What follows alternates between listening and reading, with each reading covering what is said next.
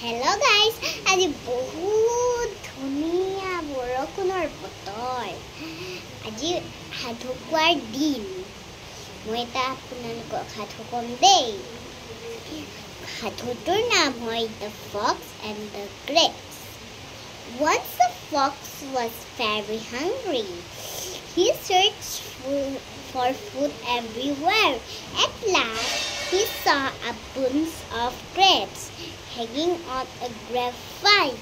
The fox says, "Wow, those grapes look delicious, and I am so hungry." So he jumped and jumped, but he could not reach the grapes. They were too high. The fox got angry and went away. The fox says, "Those grapes were probably very sour, but I could not reach them." The moral of the story is never dispense what we can't have.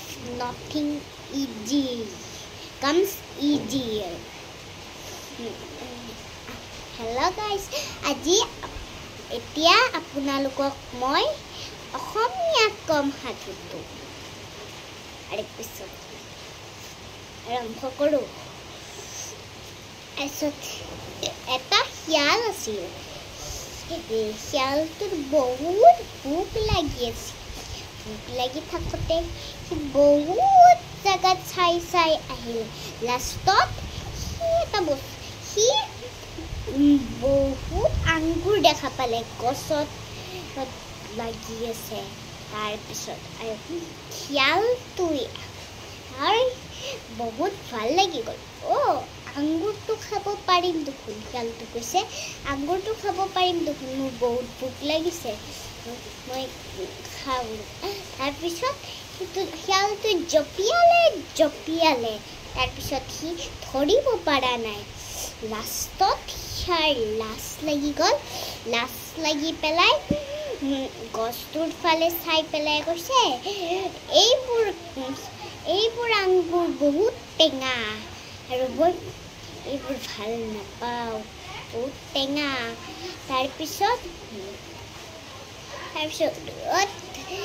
সেইটো অসমীয়াত সাধুটোৰ হ'ল সাধুটোৰ Morrell হ'ল, সকলো কাম সহজ নহয়। কিবা কাম সহজ নহ'লেও তোমালোকে লাজ কৰিব নালাগে।